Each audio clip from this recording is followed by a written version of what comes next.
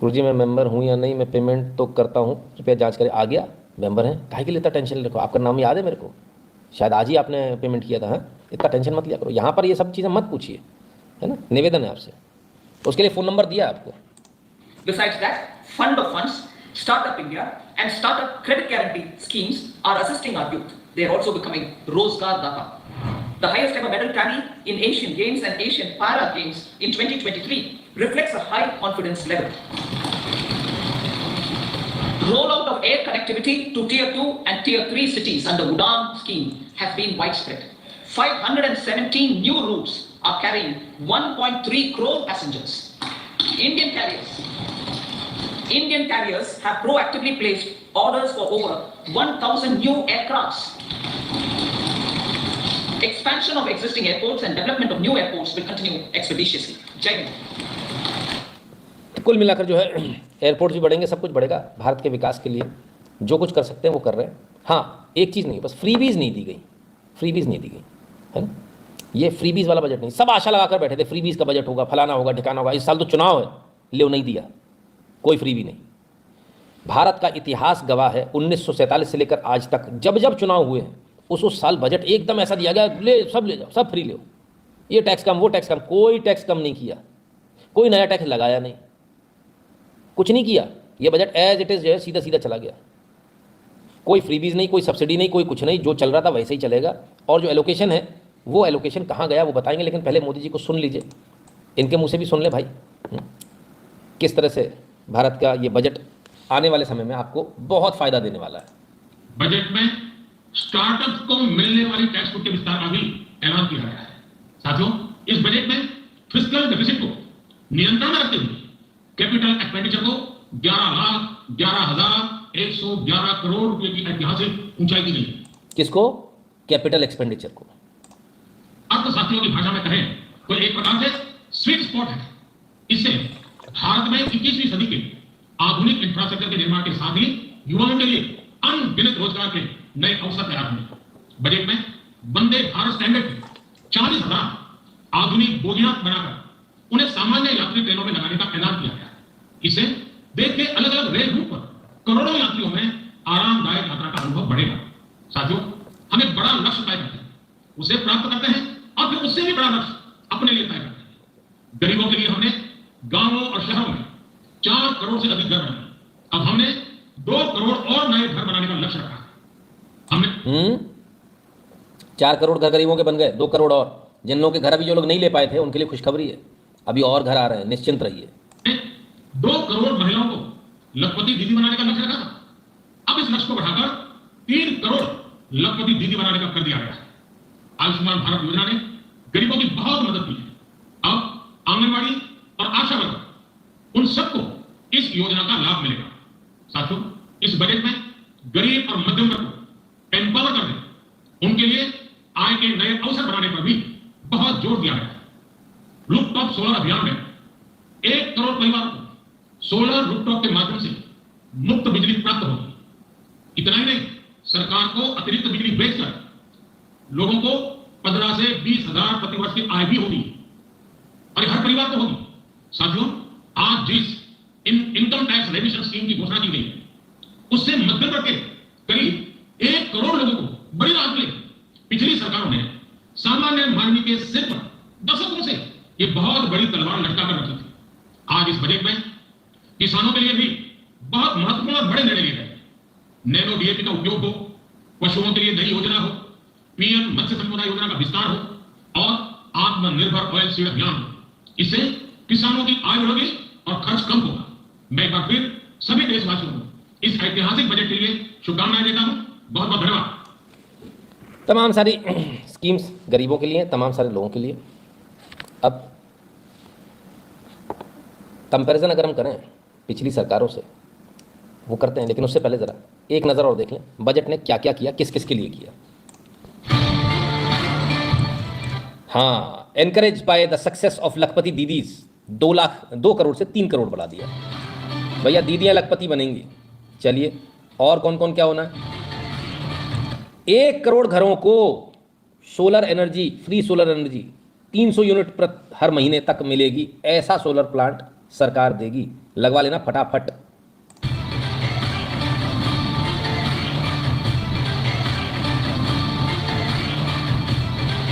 एक करोड़ लोगों को इनकम टैक्स रिमिशन स्कीम में रिलीफ दिया जाएगा, जो मिडिल क्लास के लिए। लोग आज पूछ रहे थे मिडिल क्लास के लिए क्या किया भैया जी, किसके लिए? ये सबसे बड़ी बात है। 1 लाख करोड़ का कॉर्पस, 50 साल का इंटरेस्ट फ्री लोन रिसर्च और इनोवेशन के लिए।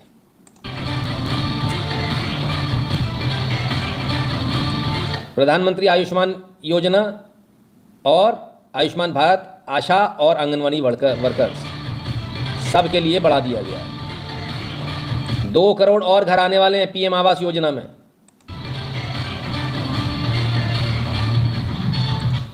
चलिए साहब, तो ये सरकार है, ये सरकार ने इस तरह से इस पूरे इसको लेकर आए।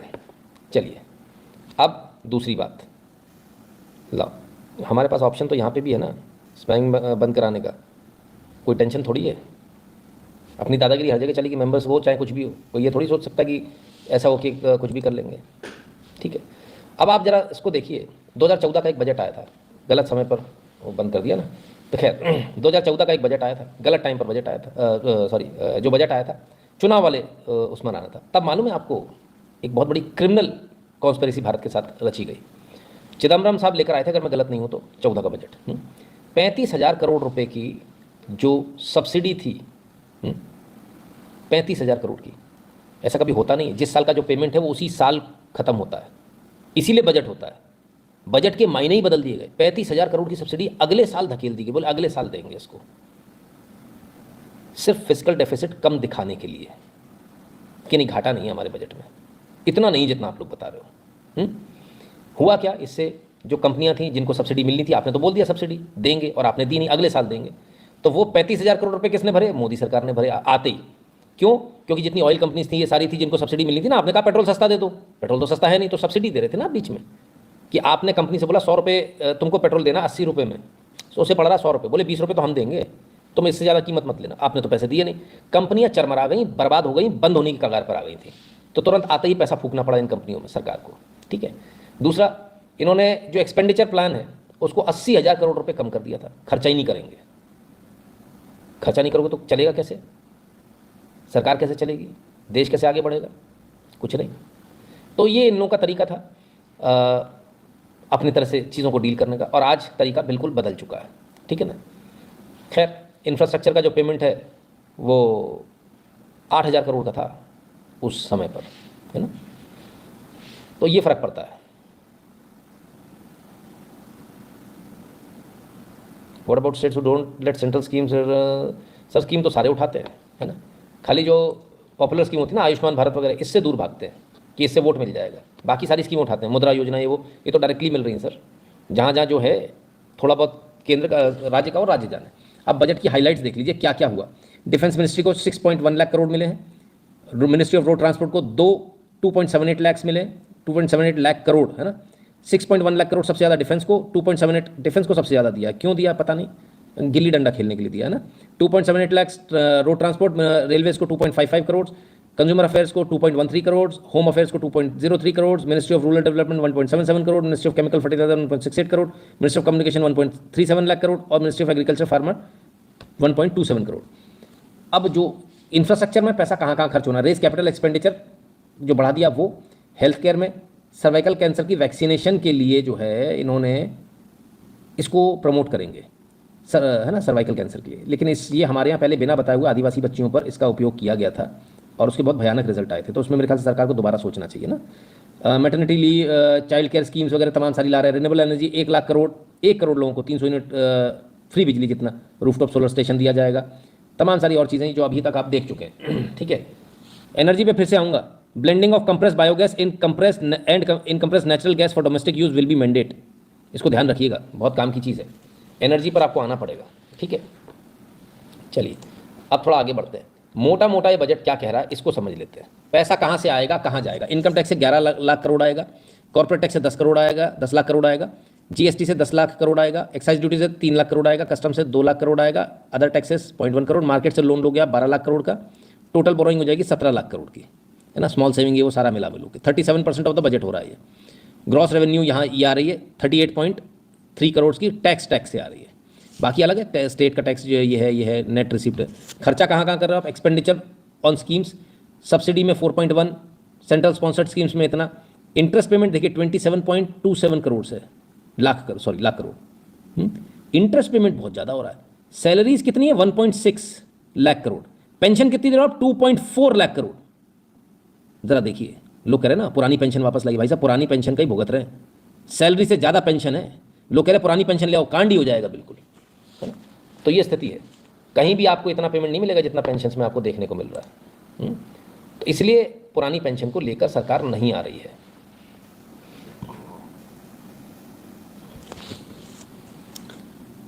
$2,39,612 करोड़ रुपए पेंशन के जाने हैं। डिफेंस के बाद दूसरा सबसे बड़ा खर्चा है हमारा, मतलब अपनी सुरक्षा जो कर रहे हैं उसके बाद दूसरा सबसे बड़ा खर्चा है। आप आ जाइए कहीं भी देख लीजिए, एग्रीकल्चर एक्टिविटी में 1.5 लाख करोड़, यहाँ कितना? 2.5 लाख करोड़। एजुकेशन में 1.25 लाख करोड़, यहाँ कितना? 2.5 लाख करोड़। हर जगह से होम अफेयर्स में 1.5 लाख करोड़, यहाँ 2.5 लाख करोड़। सबसे बड़ा खर्चा है पेंशन का। लोग जो बोल रहे थे कि पेंशन को जो है वो पुरानी पेंशन को लेकर आनी चाहिए, ओपीएस लेकर आनी चाहिए, इसलिए जो है ओपीएस नहीं आएगी, है ना। ठीक है, ये कारण है ओपीएस नहीं आने का, ओल्ड पेंशन स्कीम इसलिए आ ही नहीं सकती, क्योंकि पेंशन का जो है भार बहुत है। अब जरा फेक न्यूज़ पर आ जाए। इसी बजट को लेकर फेक न्यूज़ क्या चल रही है? मालदीव्स को लेकर एक फेक न्यूज़ चली, जरा उसको देखें। ये तमाम सारे देश हैं जिनको हम ग्रांट और लोन देते हैं, ग्रांट्स एंड लोन्स। तो अफगानिस्तान को भी दे रहे, बांग्लादेश को भी दे रहे, भूटान को भी, नेपाल को, श्रीलंका, मालदीव्स, मंगोलिया। मालदीव्स को लाल कर रखा, मालदीव्स को लेकर आए। एक्चुअल्स 2022-23 के कितने थे? 183 करोड़ और 183 करोड़ ही ग्रांट, 183 करोड़ था टोटल, 183 करोड़ लोन नहीं है ना। बजट एस्टिमेट 2023-24 का 400 करोड़, 400 करोड़ ही था। रिवाइज एस्टिमेट 23-24 का कितना किया? 770 करोड़, 770 करोड़। अब 24-25 में कितना है? 600 करोड़। पहले कितना था? 770 करोड़, 170 करोड़ कम किया। इसकी अपेक्षा में 650 करोड़ किसका था? श्रीलंका, बढ़ा दिया। सॉरी, श्रीलंका 60 करोड़ था, 75 करोड़ कर दिया। नेपाल 650 करोड़ था, 700 करोड़ कर दिया। अब आप जरा समझिए, ये हम यहाँ पर ग्रांट क्यों दे रहे हैं, पैसा क्यों दे रहे हैं? ये तमाम सारी हमारी जो ग्रांट्स हैं, ये अपने चीज़ों के लिए हम दे रहे हैं, किसी से हमें दूसरे से इसका कोई मतलब नहीं है। अपना एजेंडा चलाने के लिए हम ये पैसा दे रहे हैं। जैसे वहाँ पर आप लोग देते हो ना। अच्छा, बहुत सारे लोगों ने इसमें एक गलतफहमी डाल दी कि हमने ये पैसा जो दिया है वो हम सीधे सरकार टू सरकार भी देंगे, तब भी हम ये कहते हैं कि ये पैसा इसलिए ही दिया जाएगा।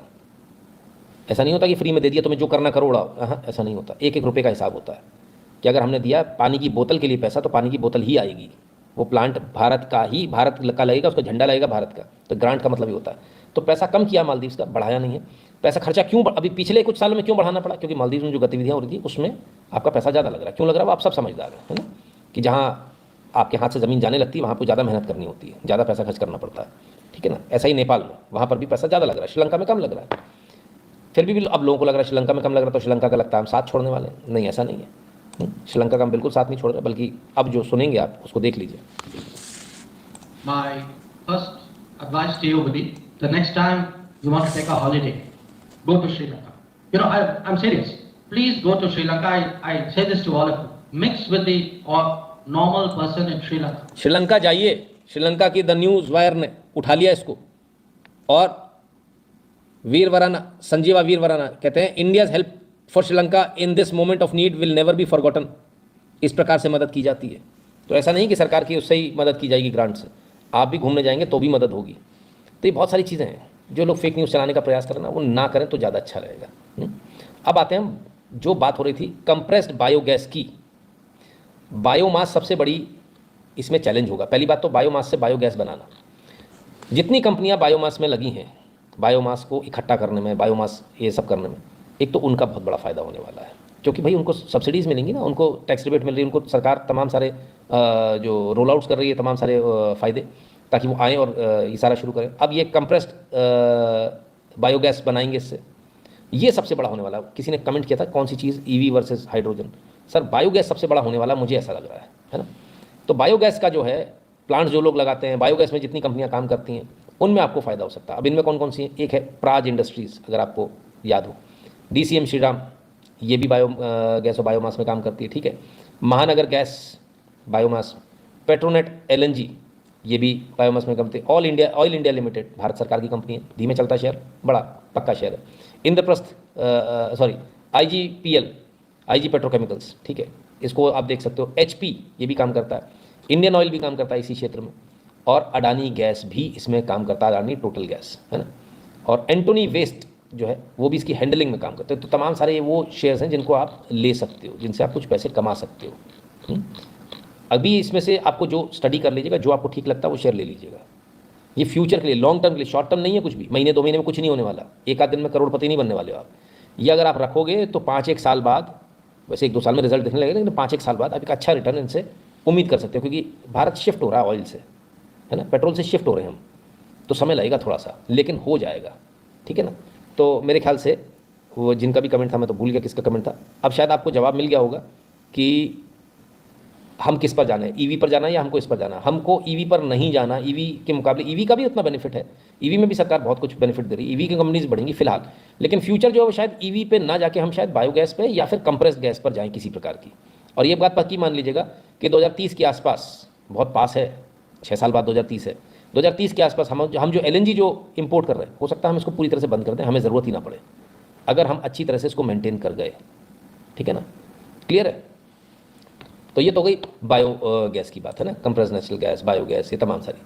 अब आते हैं ईवी की, जो ईवी की आपने बात करी है ना, तो ईवी के जो बड़े व्हीकल्स हैं उन पर सरकार अब ज़्यादा ध्यान दे रही है, बनस्पत छोटे जो कार्स हैं ना उस पर तो ध्यान दे रही है, लेकिन बड़े जो व्हीकल्स हैं, बसेज है, ये वो, सरकार जो है इलेक्ट्रिक बसेज वगैरह सब लेकर आ रही है चारों तरफ। इनको फ़ायदा भी दे रही है, इनको सब्सिडीज़ भी देगी, सब कुछ देगी, है ना।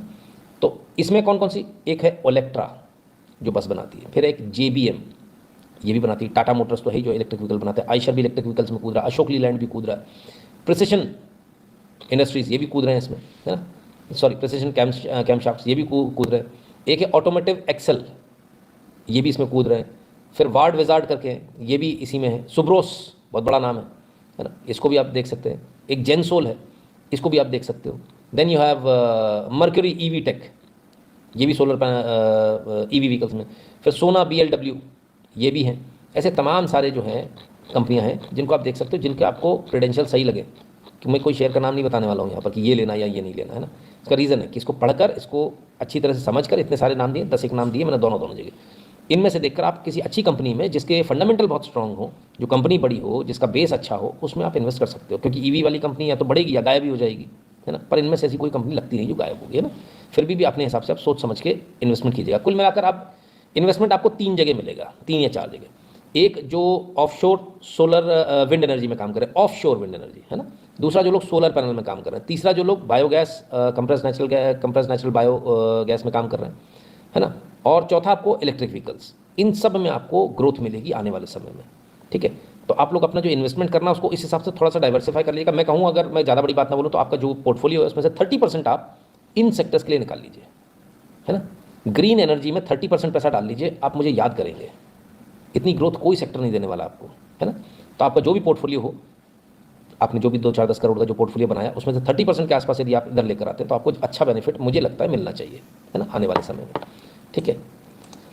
तो अब देखिए, आप लोग इतना सारा लड़ाई झगड़ा कर रहे थे, इसलिए मैंने आप लोगों को रोक रखा था, भाई रुक जाओ, थोड़ी सी बात सुन लो, समझ लो, फिर उसके बाद खूब आराम से दंगलबाजी करना। किसी ने मना नहीं किया है ना। क्योंकि क्या होता है कि हमारे भी कैलकुलेशन सारे बिगड़ जाएंगे अगर हम इसको नहीं करेंगे तो, अगर आपको सही तरीके से नहीं समझाएंगे तो वो पर्पज़ ही बेकार हो जाता है, ठीक है। तो चलिए, मेंबर्स ओनली कर दिया भाई, ऑफ कर दिया, सॉरी, सब्सक्राइबर मोड ऑन हो गया, है ना, ठीक है ना। अब आराम से आप लोग अपनी दंगलबाजी करते रहना, दोबारा मत कीजिएगा, आपस में झगड़ेबाजी मत कीजिए, जिसको जो कहना कहते रहने दीजिए। उसके लिए मैं बैठा हूँ, मैं देख लूँगा मुझे क्या करना है, मैं विचार कर लूँगा। तो कुल मिलाकर ये है बजट ओवरऑल, जो ग्रीन एनर्जी पर ज़्यादा फोकस करता है, तमाम सारी चीज़ों पर ज़्यादा फोकस करता है, और आपको यहाँ पैसा बनता हुआ ज़्यादा मिलेगा इसमें, ग्रीन एनर्जी में, और इन तमाम सारी जगहों पर आप जाएंगे तो। न्यूज़ बहुत सारी, लेकिन बॉस आज हम कवर नहीं कर पाएंगे, क्योंकि बजट ने ना हमारा बजट बिगाड़